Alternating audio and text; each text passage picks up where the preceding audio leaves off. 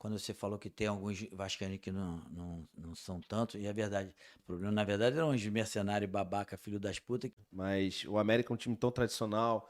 As SAFs vieram hoje aí para ajudar alguns clubes, como no caso do América, talvez isso seja Não, não, possível. você tocou num assunto bem interessante. A SAF, na minha opinião, é a saída desses clubes que estão passando por um momento de dificuldade financeiramente falando, é a saída desses clubes. E assim, já é uma realidade. Nós temos hoje o primeiro que startou isso foi o Cruzeiro, através do Ronaldo lá, né? A gente tem ouvido aí que o Botafogo também vai se tornar uma SAF, o próprio Vasco vai se tornar uma SAF. Eu acredito que os times têm que ir por esse caminho, porque é o caminho da profissionalização, o caminho da responsabilidade. Eu acredito que esse caminho aí vai ser um caminho que vai dar uma outra cara do futebol brasileiro.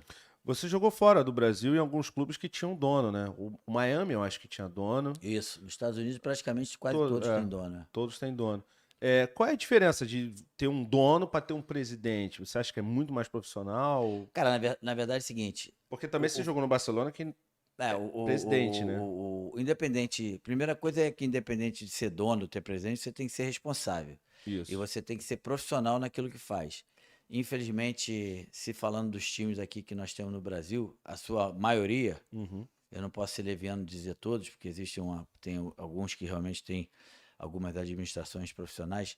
Os times que se encontram nessa situação que se encontra hoje triste, né, vamos dizer assim, Sim. é porque realmente ao longo desses anos esses diretores não foram profissionais, esses diretores não cumpriram com o que tinham que se cumprir em relação ao seu papel de administrar da melhor forma possível esses clubes. Então, essa má administração desse pessoal lá de trás fez com que hoje esses clubes estejam pagando tudo de ruim e negativo que aconteceu.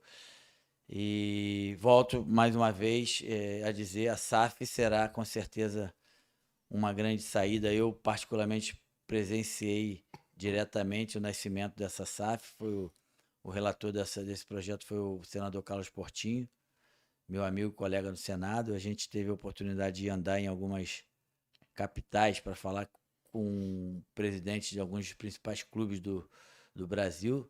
Foi realmente uma ideia muito bem aceita. Foi não, tem sido bem aceita. Tanto é que as coisas estão acontecendo. Eu não sei, não lembro agora exatamente quais outros clubes, mas eu acredito aí que já tem uns 3, 4 clubes que já estão é, é, com essa ideia de se transformar em SAF. E eu sou a favor disso. E se Deus quiser, pode chegar um dia a vez do América também. É. Você pensa em ser dono do América ou presidente do América? Cara, hoje, como não é SAF, eu preciso Uhum. ser presidente. E lá na frente a gente vai discutir o que, que pode acontecer. Entendi. Legal. Até o Gama também é SAF. Acho que é o Gama, o Cruzeiro, o Botafogo. Tem outros clubes que já tinham uma administração assim. O Brasiliense era parecido É tipo também. isso. Esse é Clube o caminho, empresa. cara. Esse é o caminho. Né? Você acha que é o caminho para todos os clubes? Quer dizer, eu digo isso pelo seguinte: o Vasco, né, parece que está fechando com a 777 e o dono da 777 tem algumas questões lá, né, com a justiça americana e tal. Pendente, né? E aí, nesse caso, no caso, por exemplo, do Vasco, que você conhece bem pra caramba, você acha uma boa ser desse jeito, assim? Tipo, eu não vou dizer desesperado para fechar, Não, assim, mas preocupado eu em. entendo que o teu pensamento e eu concordo, primeiramente, que o Vasco é um dos grandes times do futebol mundial, né? Então, assim, o Vasco tem que, ao momento que definitivamente houver um acordo de todos os conselhos, vamos dizer assim, que o Vasco tenha que virar uma SAF, eu não estou dizendo que é no caso dessa 777. Tá. Mas, segundo informações, como você falou, já Uhum. existe por parte de um dos sócios ou dono da empresa um problema jurídico dele lá fora. Isso. Então, o cara já entra aqui no Brasil, a gente que é brasileiro, a gente Já sabe que. ele fica meio desconfiado com tudo Isso. isso, né? Mas vamos imaginar que esse problema seja uma coisa secundária que não atrapalhe em nada.